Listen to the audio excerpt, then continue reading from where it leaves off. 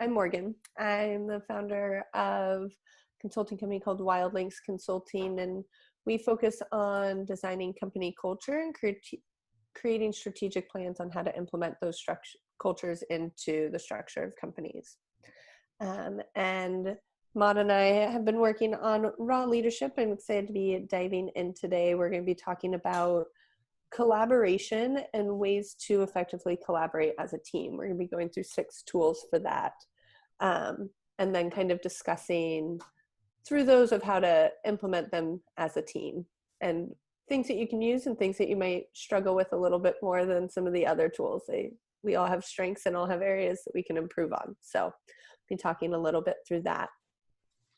But to get started, we always kind of dive in with letting you guys introduce each other in breakout rooms. So we'll match you guys 2 pairs, or I guess 2 and 3, and then introduce yourselves, say hi, and we always have a question. And so the question this week that you guys can answer to get to know each other is, what inspires you to take action when collaborating with a team member? Absolutely. Thanks, Morgan. And I apologize. I was trying to make sure one of our participants got the Zoom link, but I'm Maud with the Caputo group. And so I'm about ready to send you guys into breakout rooms. One thing real quick, we try and make this as interactive as possible. So I have a couple of requests. One, if possible, if you have the ability and you're feeling it today, please turn on your video so we can kind of feel like we're in a class. I also highly recommend changing your view, if it's possible, to gallery view so you can see everyone as a group. And then also, we're definitely going to be calling on people, but if you're just not feeling it today, it's not your day to be called on, you're more than welcome to chat or just send us a private message to either Morgan or I, and we will leave you alone. That doesn't mean that you can't participate. We just won't pick on you. But yeah. So thank you guys so much. So we're gonna send you into the breakout rooms. While I'm doing that, Morgan, do you want to repeat one more time the question you were asking? Yeah, of course. So when you guys break out, just say hi, introduce yourselves, and then the question to answer is, what inspires you to take action when collaborating with a team member? So what is something that really actually makes you want to do something when you're collaborating versus being like, I don't really want to do this at all? We've all been there, so we can acknowledge that. But what actually gets you inspired and excited to take action? Awesome, fantastic. So thank you guys. We'll see you in about 5 minutes. Nice. I'll let you guys go ahead and dive into the intro, because I think, Rachel, I don't think you've met Peter before. I have not. Hi, Peter. And Peter, you're on mute, just FYI. There we go. Better? There you go. Okay.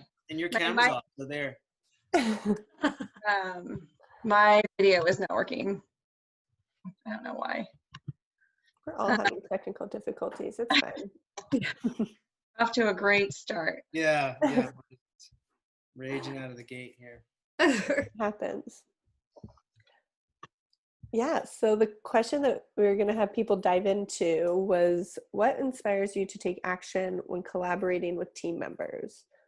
So what is it that kind of gets you excited to be working with somebody else and building something as a team? So then I don't have to do everything myself. Such a good answer. Yes. I think the root cause of it, like if it's something that, is not benefiting the business or team members, and getting down to the bottom of it and then coming up with a plan and knowing that it's going to directly result in a better environment or, making a situation better or a person happier. That's why I collaborate and communicate with other team members. I like that. Working towards a common goal. Yeah, I mean, it's a common goal for sure. As a manager, I don't necessarily like telling people what to do. I mean, it's kind of serious what I said. I don't necessarily like ordering people around. I want people to feel empowered that I put people in certain positions because they know what they're doing. And so they have more experience there. You have your specialists and you have your generalists, and specialists are specialists. And so I take their opinion on things more than pretending that I know everything about everything. Yeah. And what do you do? Peter, right? Yeah. Okay. I'm the CEO of 2 companies, retail and production.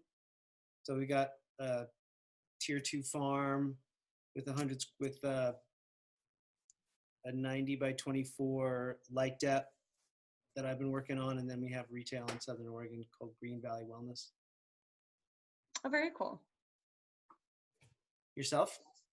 I currently work for a ingredient company, and I'm in sales and marketing and sales support. It's a small company, so I have a lot of different roles. Oh. As a cannabis company, or? No, ingredient. So we sell to food service, mainly dessert ingredients, and yeah, mainly food service. So like chains, bakeries, but we also sell to like ice cream manufacturers and Greek yogurt manufacturers and that sort of thing. Nice. Yeah. The living, yeah. Hi, Sophia. Hi, guys. Hello. How are you, Sophia? I'm doing all right. How are you today? Good. We have some folks out in some breakout rooms, and so we're in ours. And we were answering the question of what inspires you to take action when collaborating with team members.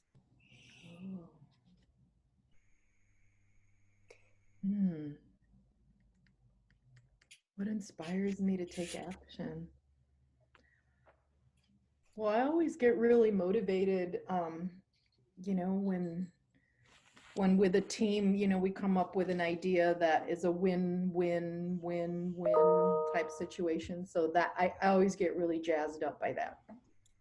Nice. Synergy is my drug. I like it. I love it. I agree with that. I also love that because that is one of the tools of collaboration that I'll go over today. A moment where you finally agree on something and then you like set out to go do it. Like, Yeah. Mm-hmm. Having that clear goal, everybody's excited, and then everybody knows exactly what they have to do, because you can have one clear goal and all your subject matter experts can have different tasks within it to keep moving forward. I was been working on one of my business colleagues, and when I was talking to him, I was like, look, we have the same goal, but over here you have a team of people that are collaborating, working together towards the same goal with the same set of systems. And then you come along over here with the same goal and your heart's in the right place, but you're doing whatever you want to get to that goal. And since you're not working with the team, you're actually working against the team and creating a lot of friction. Mm-hmm. Yeah, I think that can easily happen. Definitely expectations or desires are maybe different, not being communicated clearly. Yeah, and I wonder how that's affecting businesses now that we're working remotely too. That's definitely, yeah, that has to, affect that. Mm-hmm. I mean, as we're all ability to work together. We're all slipping slowly into madness in our individual hells of our own creation or something like that. Yeah. A little bit. And then still trying to hold it together. Yeah. That's real. Fantastic. Well, I've got folks coming back from their breakout rooms, just to give everybody a heads up. They should be here in a little bit. Sounds good.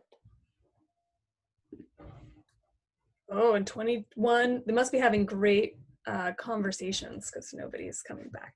I love it. Like, it'll kick us out. Or they'll just. Peter, sorry. Peter, it looks like you're working out of an office. Where is I it am. located? Yes, hence the name office. Yeah, there's my, sorry, I'm snarky today. That's Angela. She's my assistant. Hi, Angela. Hello. It's just the two of us, so we decided it was okay to work out of the office. Nice. Okay.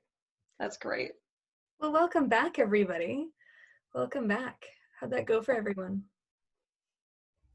Any interesting things come up? Looks like we multiplied while we were gone. Mm-hmm. Like it. Well, as you know, Anthony and I got sidetracked talking about the kind of people we don't like to collaborate with. I think that's good to acknowledge. What was that? Really aggressive, negative people. When Mm. somebody comes very aggressive or very negative to a group, it's sometimes very easy just to want to walk away. Mhm. Sometimes it's fun to challenge that person, but usually not. Yeah. There's definitely some people that are challenging to collaborate with, and hopefully some of the tools we go through today will give you some sort of insight in how to work with some of those people in a different way. I think everybody has their different desires for collaboration, and some people really just don't like it. So there's ways to be able to work with them.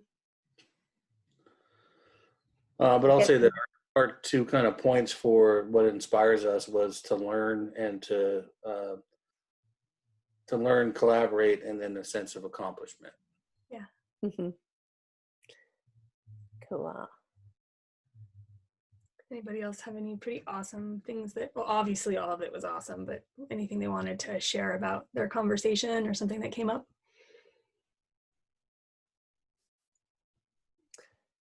Julie, I think you're talking, but you're muted. Hi. Well, hello. We were talking about, at least for me and myself, I find I get really fired up when I work on a project that benefits the community, Mm-hmm. and is able to have an outcome that it's helping people, whether that's a byproduct or the actual action itself. So I like that. Fantastic. Nice.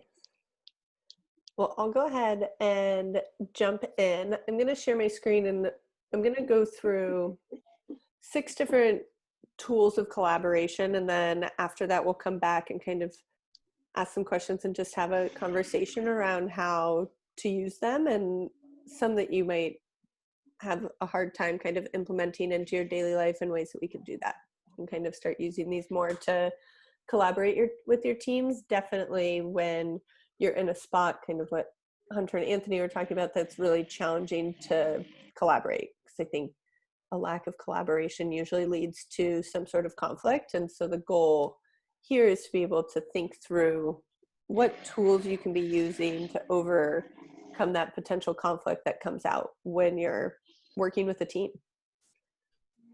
So I'm going to go ahead and share my screen.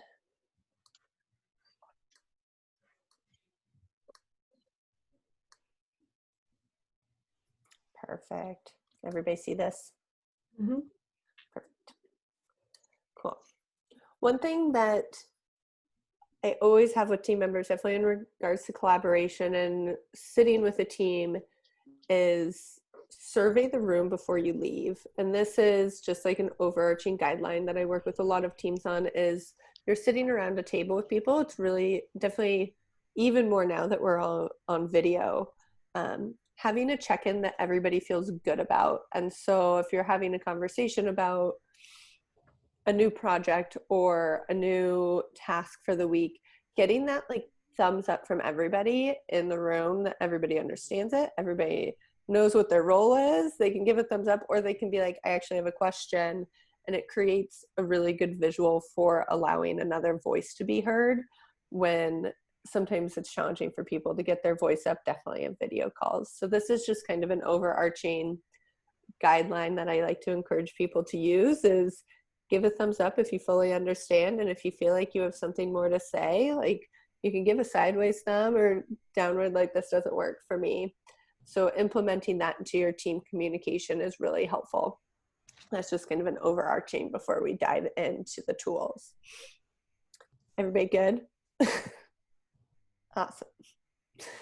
So one of the first tools of collaboration is building clarity. And really the challenging part with this is a lack of clarity. You don't know what the needs and expectations are. And so when you're in communication and building something, identifying clearly what the goal is and building that together is really important. Otherwise, there's going to be that confusion of, why are we doing this? Why are you having me do X, Y, and Z when there's no expectation or where that like common goal is? And a few things to focus on when doing this is really identifying the needs of everybody in the room. So you can have kind of what we were talking about in ours is you can have one clear goal, and that's really exciting. But what is the need of everybody together to be able to do that? Everybody has a different expertise, and you have to kind of work together to identify what those needs are so they can actually take action on those expectations, do their job correctly to reach that common goal. And building very clear expectations around that's very necessary. And then asking what everybody in the room, what their desired goal is, and making sure that it's the same thing. Sometimes you can have a conversation about a new action item or a thing that you're working on within your company, but the specific goal that's trying to be reached isn't clarified, and there's a lot of confusion. So I might have a different goal in mind than Maud. And so how do we clearly define what that goal is to make sure that we're moving towards the same target? And then working through to identify how you're going to get there.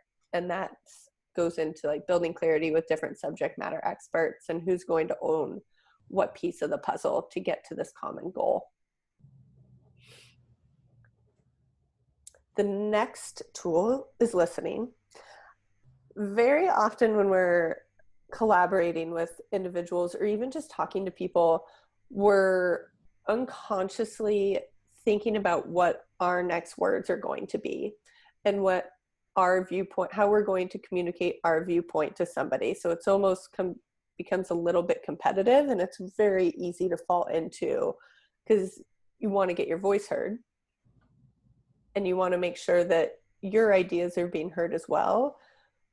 But it's really important when you're collaborating with people to fully sit and listen. And I think that allows us to then focus on the data that somebody's sharing with us, because it's so easy to be able to make decisions off of your one little clear set of data that you have for yourself. But when you fully listen and you start to gather more information, you guys can all be making decisions from one larger data pool of information versus just your own. Another big piece of this is if you don't fully understand or grasp what this other person might be saying in the room, or they say a goal and you're like, I totally do not understand, asking expansive questions to be able to dive a little bit deeper and taking a moment within that to also sit and take a second and allowing awkward silences to happen, I think is a very big piece within listening, because then you give your mind the second to respond versus creating your response while somebody's talking. Another good way to kind of bring this in to make sure you're hearing it correctly is using the follow-up communication of, I hear you, and I hear you saying X, Y, and Z. So you're communicating back the way that you just processed what you heard. And then they have the opportunity to correct you if you've heard this differently. And I like to use, as when repeating back, I like to use their words, their description. So I feel frustrated. And instead of injecting, I see that you're angry, you use the word frustrated, or however they described that. Mm-hmm. Yeah, exactly. Cool. The third tool that we kind of dive into is empathy.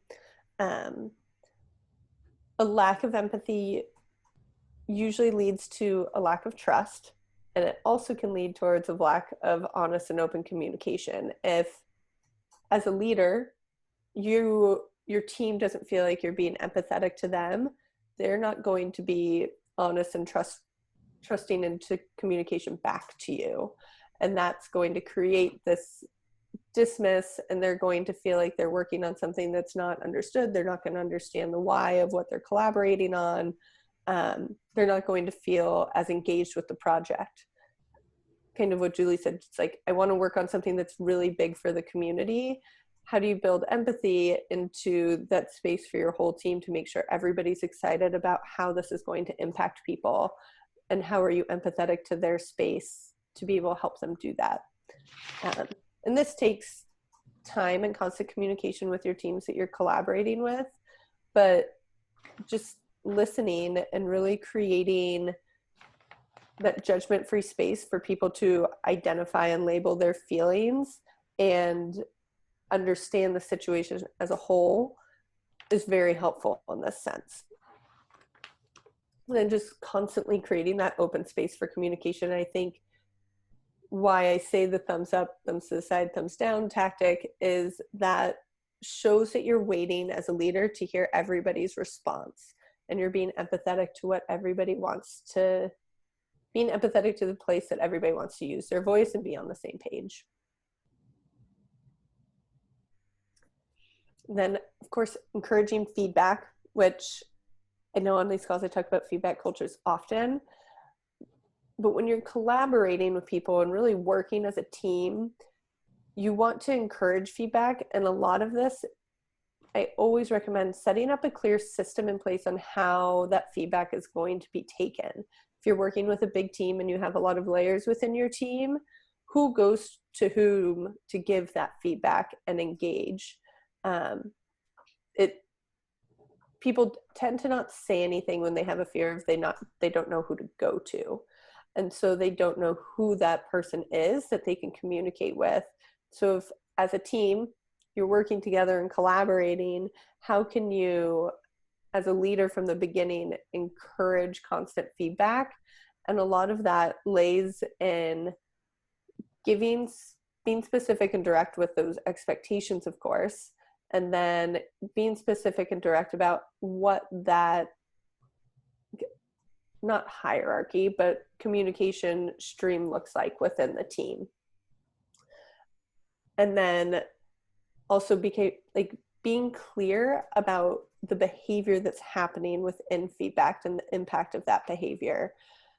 And what I mean by this is you can't just give the feedback of, I'm irritated with you. That's not going to go anywhere. You can be irritated, but it more is encouraging feedback along the loop of, I'm irritated because I noticed that you did X, Y, and Z, and that affects our collaboration effort to not be successful. How can you show what impact that's having on the team as a whole? And another big piece with this too, feedback's always challenging, and some people love feedback, some people hate it. And I have teams that have even written this on a sticky note on their computers, that feedback's always given with positive intent. If you're sitting and trying to give feedback with somebody and you're just frustrated and it's not coming from a positive space, as a leader, you need to identify that you're still irritated and you might need to take a step back for a second and come back in to be able to give that feedback with positive intent. And that comes back to the idea of being empathetic. If you are giving, it's kind of the idea of you're giving feedback from the same side of the table versus across it or above them. Like, you are collaborating, you're working with these people, give that feedback with positive intent and how it's impacting the greater good of what's supposed to be happening here. And then also, if you feel like you're getting feedback from team members that's not coming from positive intent, reminding them on that as well. Sometimes it's really easy. Somebody else is going to give you feedback and it's going to feel very negative, and the reminder and the baseline of positive intent with feedback is very important. So this is the fifth one, learn to lead and follow, which as leaders, it's really easy for us to just dive into like, we're the leaders, we manage, we're giving people tasks. But during collaboration and working together on one main project, there needs to be a balance here of leading and following, asking deeper questions to your team, and like being able to like really check in and see what others need, asking deeper questions and thoughtfully delegate that as well. So kind of what I mean by this is, if you're sitting there with a team and you're all around a table or on your Zoom call trying to create what's next, allow people to kind of ask questions, and as a leader, probe them to ask more and dive in and decide for themselves what they would really want this to look like. Because once again, we're coming back to that listening piece of, you're creating more data to make a choice from, and you're widening your lens to be able to have more impact essentially on whatever business decision you're making, because you have more information coming in. As a leader, we're not just the one main expert. Kind of, Peter, you're talking about this as well. It's like, you want to make sure people are also taking action and leading their teams, and then you can follow and fill in with what you're really good at. So balancing that lead and follow. Then the last one is designing a win-win situation. Sophia, you said this, and this is what you said excites you about doing collaboration, is when everybody actually feels like they're on the same page and moving forward. And it's really challenging when somebody doesn't feel like they're on the same page, or they feel like they're losing and they don't know why they're working on a certain project. We've all probably been on those projects, and we all feel that like weight of energy pulling on us when somebody's not feeling a win-win solution, or that they don't feel like they want to be a part of it. And really the focus here is lean into some of those other tools. And there's not, I think the interesting thing with this whole toolbox is you can't just use one and think it's all going to be okay when you collaborate next. It's definitely very much a balance of all of them. And when you balance all of these, you create win-win situations for everybody on the team. And so just really balancing, using all these tools, understanding where people are at, being empathetic, encouraging feedback, and building clarity is going to create the opportunity for more win-win situations that people are really excited to keep moving forward on.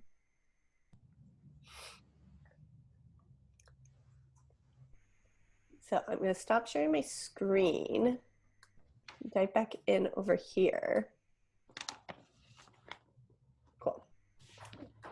That's a lot of information, a lot of tools. Go ahead, Mon. I cut you off. No, I apologize. Just reminding folks that I think we're going to kind of dive into some discussion, and if you can see people's faces, I think it really makes the Zoom experience a little bit more interesting. So definitely encouraging folks to show your beautiful face. Cool. Yeah. So I think for our discussion piece, I know usually for these calls we have some bigger action, and what Maud and I were talking about today is just kind of allowing the space to be here to talk about what, out of these tools that you've seen, what are you really good at, and what's something that you kind of have more of a struggle with, and how could you bring that into, while you're collaborating with your teams and organizing with your teams to take action on something, what is one of these tools that you can really start to bring in to help create more of those win-win collaborative experiences? Absolutely. And just to kind of remind you, quick overview, let me see if I can do them from memory, Morgan. I might need your help.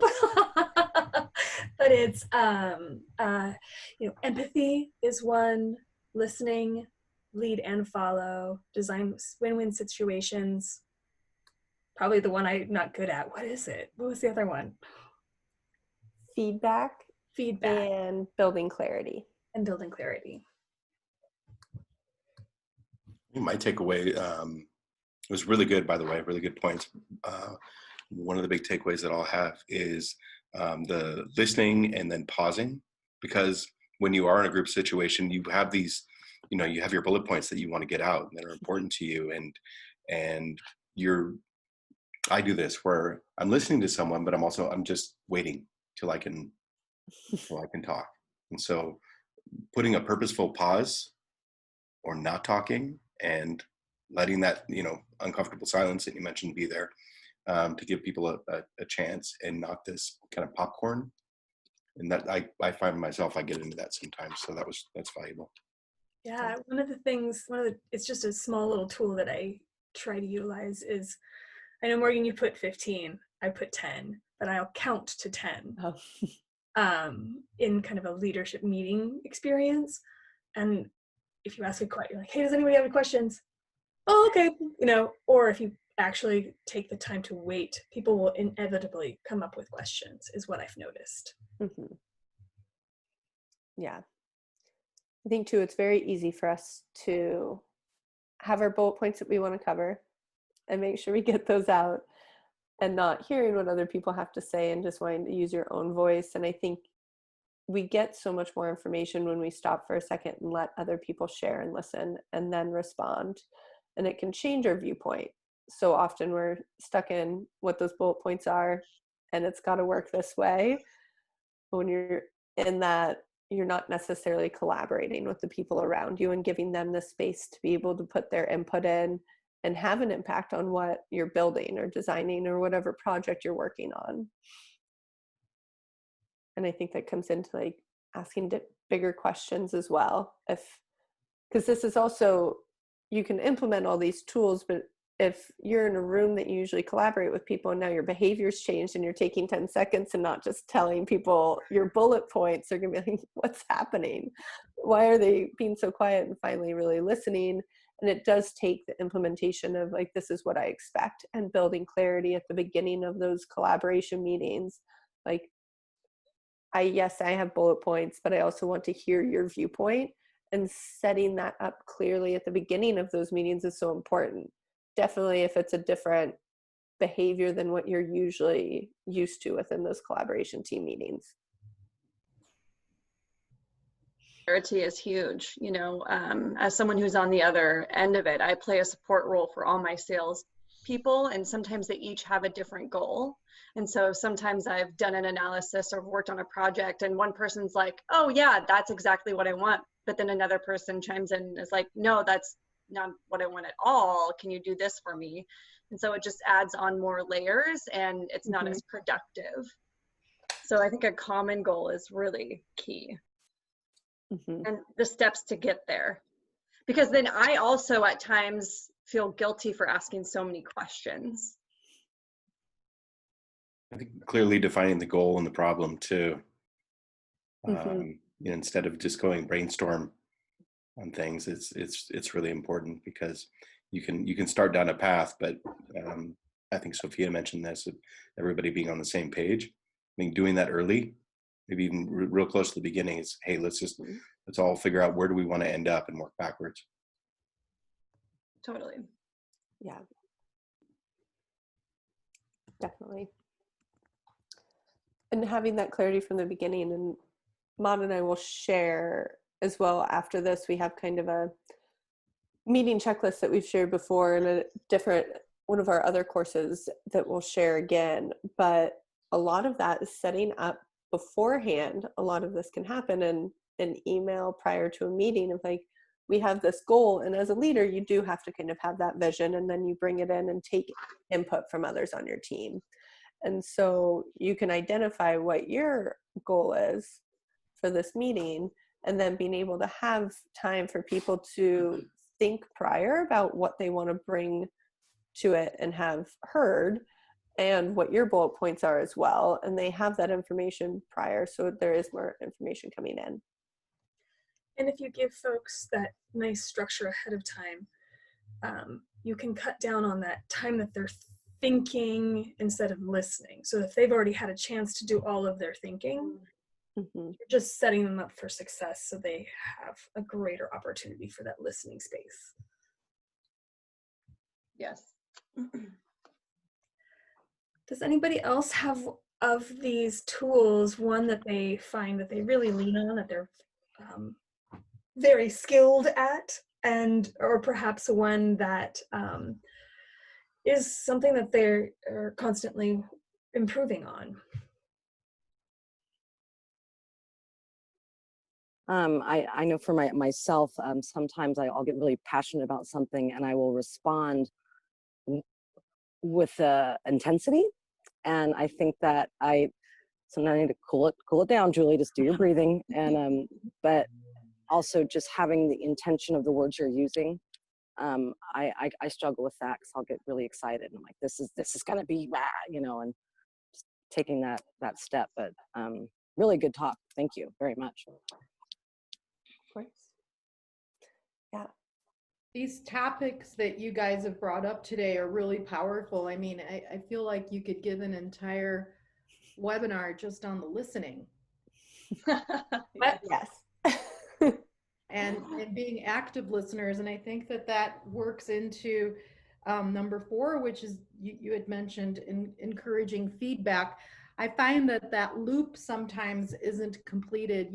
People ask for feedback and then don't really act on it in the end. And so every meeting that we have as an organization is an opportunity for us to model these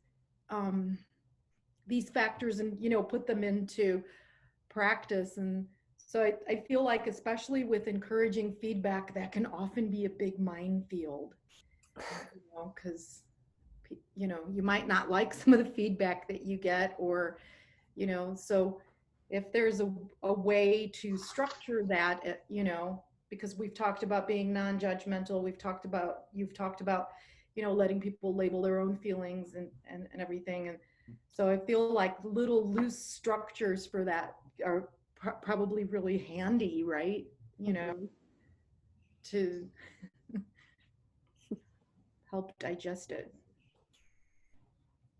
Yeah. I think the feedback piece is a constant work, and definitely within company cultures and when you're collaborating as teams, you don't know what somebody else's experience is with feedback. Maybe they worked somewhere that they had a manager that just like berated them for everything that they did, and they didn't feel like they could give feedback or do anything different, and they just had to kind of like sit back and do whatever. And those are learned behaviors based on whatever somebody else's past experience was. And so within feedback, it's easy for it to get lost and not followed up on. So companies are like, oh, we have a feedback culture, but diving deeper into that of like, what does that look like? What do you want feedback to look like as a team? And how do you want to follow up on it? And I think that comes back to, I think I said it within that feedback structure, is like when you're giving feedback, of course, positive intent, but how is it having an impact on a goal that the clarity of that goal was already set at the beginning? Because that's kind of the first big piece of collaborating, is having clear expectations and clear goals. And when you can give feedback in the way of like, this is impacting this clear goal, let's work together to fix it, that feedback loop starts to become more positive, even if it's telling them that they need to be doing something different. And how do you continue to follow up on that? Well, and I think also just kind of what you were saying is that when you are giving positive feedback, that person or people that you're talking to are feeling like they're being heard because you're following up, you're circling back. I'm going to start doing that more often. There you go. Good. I think the making sure people feel heard part is important, because as the boss, when you get conflicting feedback, like I want to hear what everybody's got to say. But at some point, if one person's telling me A and the other person's telling me B, and the other person's telling me something completely different, then at some point, some people are going to be disappointed in whatever course of action gets taken if it's not theirs. Yeah. Mm-hmm. And so you just got to kind of like pull the executive card, like, okay, I hear you, hear what you're saying, but we're going to do this instead. And if that doesn't work, you can come and tell me so, and then maybe it'll just work. Mm-hmm. But that's sort of where the buck, the buck has to stop someplace in order to actually move forward or else you're just sort of stuck in the feedback loop Mm-hmm. and getting different stories out of different people. The other thing you can do is seek the feedback individually, because sometimes when it just turns into roulette circle, so you can physically change the space, say towards the end of a meeting, and break off with one or two people where it's either you're seeking something that's really constructive or you're trying to resolve some conflict. But one trick that I've always liked is physically changing the space. So that's like take a walk or move to a different part of the room, or it helps to physically break and changes the energy. Yeah. I think also when you're hearing feedback as a leader, you're getting a lot of different information, and the feedback sometimes comes from a space that they don't know what the clear goal is. As the leader of a company and the CEO, you are seeing every aspect. You're seeing the financials, you're seeing the marketing, you're seeing your product and how it all is playing together towards one common goal. And everybody has their different areas of expertise that they live and breathe every day, right? So their feedback is going to be from their point of view. And so when you're having those conversations, sharing why decisions are being made, of course saying, yes, I hear your feedback, I'm implementing it in this way to reach this goal, and this is why. It might not be the exact thing that they gave you feedback on, but you can still share that you hear it and share that it's impacting how you guys are moving forward. Just might not be in the exact words that they said it, but then you can explain the why. I was having this conversation recently with a team that I'm working with, and their financial team gets irritated with their marketing department because they have different goals because they're not talking to each other as often, but they're all trying to reach the same common goal. And so getting them on one clear path that they can give feedback on what their own experiences are, but through the lens of the clear, larger picture, has been really helpful. We all hear different things and see different data points within our own world every day. Definitely probably even more now that we're all on video and doing our work alone and not as much next to people that we're working with daily. So coming together in that space of like, what are we working on? How's that moving us forward to a common space is really important. One of the things that Anthony and I talked about in our first breakout section was one of the things that I think is interesting, and I'll lead on, is empathy, but the other one is not leading, but trying to follow. So I always want to try to get all the perspectives in a collaboration, because I think that that's going to give you the best outcome. And you can't always do that if you're leading or dictating. And so trying to get other people to incorporate as well and speak up and engage isn't always easy, but it's I think it's a worthwhile exercise. Yeah. And Hunter, you were talking about before how who you don't want to communicate with are those ones who are really kind of being sassy towards the collaboration or feeling irritated. How would you approach that in that scenario where you have maybe one person within a team that's not collaborating well? Do you use kind of that same tactic, or? I usually try to use empathy and try to have people see other people's position.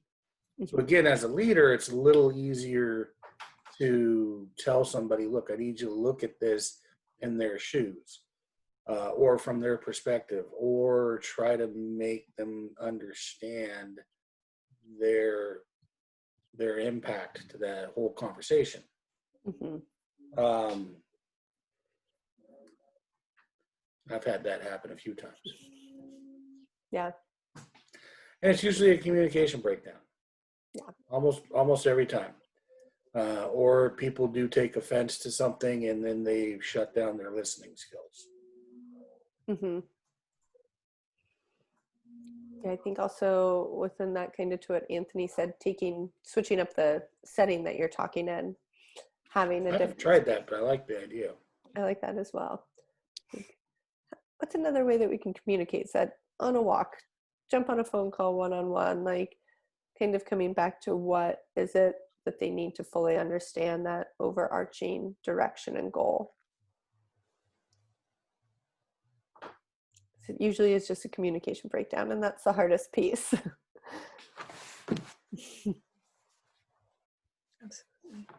Absolutely. Morgan, for my brain, would you please list the collaboration toolbox one more time? Because I feel like we hit hard some really good ones, but I feel like there's maybe a few that we haven't really fleshed out yet. Yeah. Cool. So the first one is build clarity. The second one is listening. The third one is empathy. The fourth one is encouraging feedback. The fifth one is leading and following. And then designing the win-win situations is number 6. Yeah, I'm not sure if we kind of touched on the designing win-win situations. Does anybody have a great example of like one that they did a really good job on, or they're particularly proud of, for that win-win? Or Morgan, maybe you have one as well. I'll let people dive in if they have one.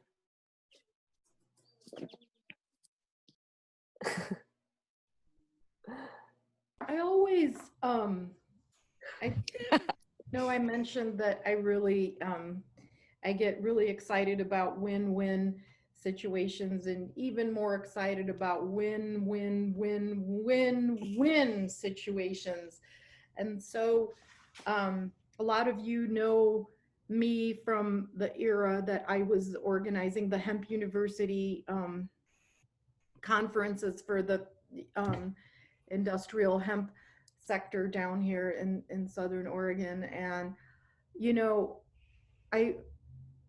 it was so gratifying to me because, what I tried to construct was an environment in which everyone could benefit from being there. So the sponsors could benefit from being there, the vendors could benefit from being there, the speakers could benefit, and a lot of the feedback that I got was that, that they were so fertile in terms of people, getting accounts, doing business, meeting each other, getting something out of it. And even though I've left off organizing that in that form, I still get feedback nowadays. People say, oh yeah, we just closed an account with so-and-so. Yeah, we met him at Hemp University. So I love that. I love it whenever, it's weird. It's weird. It's like creating community, right? Yeah, create a community and a culture, really, where people together and they feel good in that. And so, and it has to be intentional too. And so I like to think that that kind of leadership, to me, this is just from my own personal experience, it doesn't so much come from the head, it comes from the heart. I try to feel into like, what is it that everybody really, really, truly needs from this? How do they need to feel when they leave this? And I use that as a guidepost. I want them to feel inspired. I want them to feel connected. I want them to feel like they've had a successful day together in that conference. So sometimes I work backwards from the emotions. How do I want people to feel because of this, having done this particular thing? Mm-hmm. One win-win situation that I always kind of think about, and it goes directly to what Peter was talking about, where at some point in time, many people are coming to you with different concerns and kind of, they may not see the larger picture. But I see one of the greatest win-win situations is when you can communicate you can get marketing and financials to communicate and then understand one another, I think that has an intrinsic win-win right there. Mm-hmm. I think getting people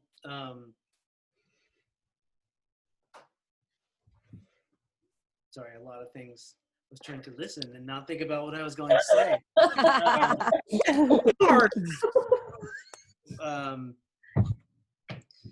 I like to let people do, like, I'll tell people what the goal is, but the win-win, I think, is to let people achieve it their own way.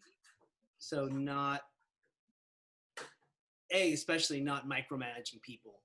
Like, okay, here's the ultimate big goal. We're in business. We're going to try and make some money and be profitable. We're going to try and make a great product and make a lot of people happy. And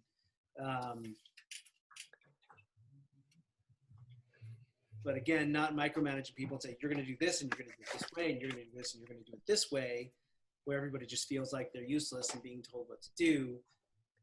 Empowering people with a sense of accomplishment because they did it their way. That supports them, that supports their sense of purpose, and ultimately, hopefully, it supports the company and the path that it's going to go, needs to go. Yeah. It's like bringing your unique gifts to the situation with guidance from management. I know. I prefer the term God, but we'll go with master. Exalted master is really. That's what's on my name tag. I think that goes into leading and following as well. Is you can lead and set a clear goal and have somebody excited about it, and then follow and engage with them as they try to define how to move towards it. Because as leaders, we don't have all the answers. That's why we build teams, right?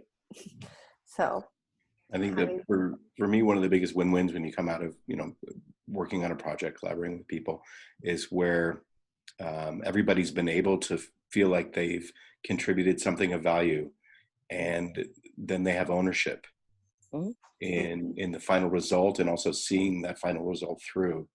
I like that when, you start out pushing one direction and you want to pull people, and then once they've been able to help design the solution or fix the problem, they become a lot more invested in seeing the final result. Yeah, I completely agree. Well, we're right at 1 o'clock and I want to be aware of everybody's time. I am going to send out these slides along with that kind of guidelines checklist for collaborative meetings for all of you in this recording once we get it edited. And so we'll send that out as a follow-up. And next week we are also having another big topic, and we're talking about conflict personalities. So the psychological world, there's 5 different personalities of conflict. There's the idea of like you avoid conflict or you meet conflict head on, and there's a spectrum within that. And so we're going to be diving into what those personalities are. And then the week after that, we'll kind of be talking about how to work with different personalities. So if you guys can join us, it'd be awesome to have you there. But otherwise, we'll follow up and get all this information out to you guys from today too. I'm happy to stay on a second if anybody has questions too. Thank you. Thank you. Thank you, Morgan. Rachel, Julie, Hunter, and Anthony, thank you so much for joining us today. And we look forward to seeing you. Thank you.